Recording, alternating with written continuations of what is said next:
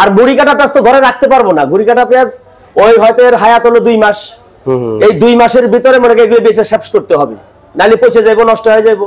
কিন্তু এলসিটা 2 মাসের লেগে যদি বন্ধ করে দেয় তাহলে সবার লেগে একটু ভালো হবে। এগুলো আছে কত করে সাউদের আঙ্কেল? এগুলি একটা বেচতে রে 60 টাকা করে কয়েকজনের কয়া দিছি নিতে। এই মালের পরতাই তো 65-66 পরের থেকেই কিনা, মানে প্রায় 70 টাকার মতো খরচ পড়ে। হ্যাঁ দর্শক বন্ধুরা, এই মুহূর্তে আমি আছি ঢাকা শ্যামবাজারে। তো বন্ধুরা, আজকে 23শে ডিসেম্বর, আজকের বাজারে কেমন চলতেছে দেশি পেঁয়াজ এবং এলসি পেঁয়াজ, মুড়ি কাটা পেঁয়াজের দাম আজকে আমরা পুরো ভিডিওতে জানবো আঙ্কেলের সাথে কথা বলে। তো বন্ধুরা, যে যেখান থেকে আজকে আমাদের ভিডিওটি দেখতেছেন, ভিডিওটি না টেনে পুরোপুরি দেখুন। আসসালামু আলাইকুম আঙ্কেল। ওয়ালাইকুম আসসালাম ওয়া রাহমাতুল্লাহি ওয়া বারাকাতুহু। কেমন আছেন আঙ্কেল? আলহামদুলিল্লাহ ভালো। ভালো আছেন? জি। তো কি অবস্থা, বাজারের কি পরিস্থিতি, মুড়ি কাটার দাম কেমন আজকে? না, বাজারের অবস্থা খুব বেশি একটা ভালো না। বাজার মুড়ি কাটা আজকে 40, 41, 42। দাম তো কিছুদিন আগে 60 টাকা ছিল। জি জি জি। এখন দাম 41 টাকায় নামলো, কারণটা কি? এখন ওই যে আমদানি, মুড়ি কাটার আমদানি হয়ে গেছে, তারপরে এলসি আসতেছে পর্যাপ্ত পরিমাণে, যার কারণে মুড়ি কাটায় 10 দামে গেছে আর কি, এই কারণে। জি। আচ্ছা আচ্ছা, দেশি পেঁয়াজ, পুরাতন পেঁয়াজও তো এখন বাজারে আছে। পুরাতন পেঁয়াজে আমার সামনে যে 80 টাকা দাম পড়তা এর পেঁয়াজ এখন 40 টাকা বেচলাম, 40, 39। এই পুরাতন পেঁয়াজ 40 টাকাতে? জি। আগে ছিল 80 টাকা পড়তা। এগুলা এই যে কিছুদিন আগে আমরা দেখলাম আঙ্কেল যে 2 মাস আগে আপনার দেশি পেঁয়াজের আমদানি ছিল না, একদম সংকট। এখন এই পেঁয়াজগুলো কোথা থেকে আসতেছে? এই সব নতুন আমদানি হয়েছে, নতুন, যেমন ইন্ডিয়াতেও নতুন আমদানি, এখন আমাদের বাংলাদেশেও আমদানি। এখন যদি ইন্ডিয়ান পেঁয়াজটা যদি না আসে তাহলে আমাদের বাংলাদেশের গৃহস্থরা মোটামুটি কিছু পয়সা পাইতে পারে আর কি, যদি পায় নাও পায় কিন্তু চালানটা বাঁচতে পারে আর কি। কিন্তু এখন তো আমাদের গৃহস্থ শেষ। এখন আপাতত আমাদের এই এলসি বন্ধ করতে হবে। যদি দেশি ওয়ালাদের যদি আমরা বাঁচাইতে যাই তাহলে আমাদের এলসি বাঁচাইতে হবে, এলসি বাদ দিতে হবে। এলসি মানে ইন্ডিয়ান পেঁয়াজ বন্ধ করতে হবে। আমদানি কম থাকলেই মুড়ি কাটায় দাম পাবে, মুড়ি কাটায় দাম পাবে, মুড়ি কাটায় দাম পাবে। জি। এখন কৃষকের তো প্রায় 60 টাকা 70 টাকার উপরে খরচ পড়ে তাদের বক্তব্য, ঠিক আছে? কিন্তু এখন তারা বিক্রি করতেছে 41 টাকা, 40, 41, 38, মানে কারো খাতে একটু যেটা ভালো হয়েছে ওটা 40, 42 টাকা বিক্রি করতেছে। আবার যাদেরটা খারাপ হয়েছে তারা 30, 35ও বেচে। ঠিক আছে, কিন্তু সব মিলে মানে আমাদের কৃষকের অবস্থা ভালো না। যদি সরকার এটা যদি বন্ধ না করে তাহলে আমাদের কৃষকের অবস্থা খুবই খারাপ হবে, কৃষক ভাইদের। জি জি। আর যেহেতু আমাদের ইন্ডিয়ার সাথে যেহেতু গন্ডগোল চলতেইছে, আপাতত ওই 2 মাস 3 মাসের লেগে মালটা একটু বন্ধ করে দিলে সবচেয়ে বেটার হয় আর কি। এখন তো বন্ধ করতেছে না, এখন আমদানি বন্ধ করতেছে না, কিন্তু আমাদের দেশের কৃষক যদি এরকম ভাবে লস খাওয়া দেয়, সামনে এরা যে আগামীতে যে পেঁয়াজ বুড়ি কাটা যে লাগাবে তার কোনো নিশ্চয়তা নাই। কারণ তারা 2টা পয়সার জন্য খেতে খামারে কাজ করে, যদি ওইটাই যদি না হয় তাহলে এরা পেঁয়াজ দিয়ে কি করবো? ঠিক আছে, এখন আমার মতে ইন্ডিয়ান যদি বেশি না 3টা মাস যদি বন্ধ করে রাখে তাহলে আমাদের দেশের কৃষকরা যদি 60-65 টাকায় যদি মুড়ি কাটা পেঁয়াজগুলি বিক্রি করতে পারে তাহলে মোটামুটি একটু বাঁচবে আর কি।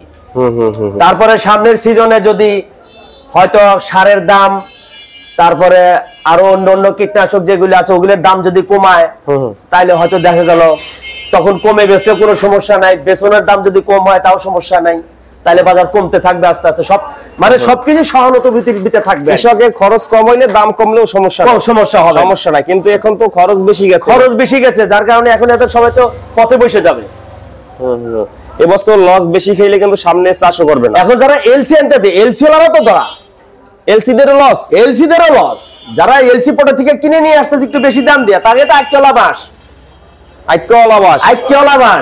আচ্ছা আচ্ছা, এই অবস্থা। আরে আল্লাহ, তারা বাঁশ নিয়ে তারা যদি কাজে ঠিক আছে বাঁশে আমাকে বাঁচতে আছে না তাহলে নিয়ে আসো, সমস্যা কি?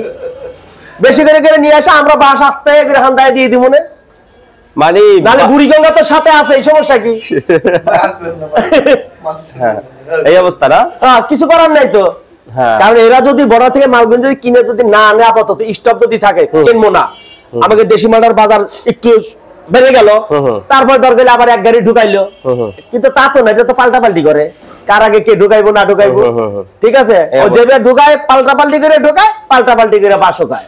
আর মুড়ি কাটা পেঁয়াজ তো ঘরে রাখতে পারবো না। মুড়ি কাটা পেঁয়াজ ওই হয়তো এর হায়াত হলো 2 মাস। এই 2 মাসের ভিতরে মনে করি এগুলো বেঁচে শেষ করতে হবে, নালে পচে যাবো, নষ্ট হয়ে যাবো। কিন্তু এলসিটা 2 মাসের লেগে যদি বন্ধ করে দেয় তাহলে সবার লেগে একটু ভালো হবে। এই এলসি পেঁয়াজ ইম্পোর্টারদের লসের পরও আমদানি হইতেছে। এরপরে আঙ্কেল যারা ওই যে দেশি পেঁয়াজ মজুত করে রাখছিল তারা এখন বের করতেছে, এটাও কি ক্ষতি না?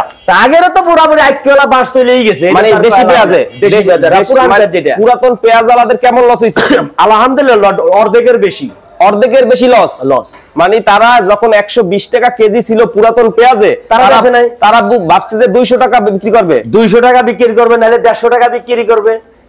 এখন দাম কত আজকে মনে করেন 40-42।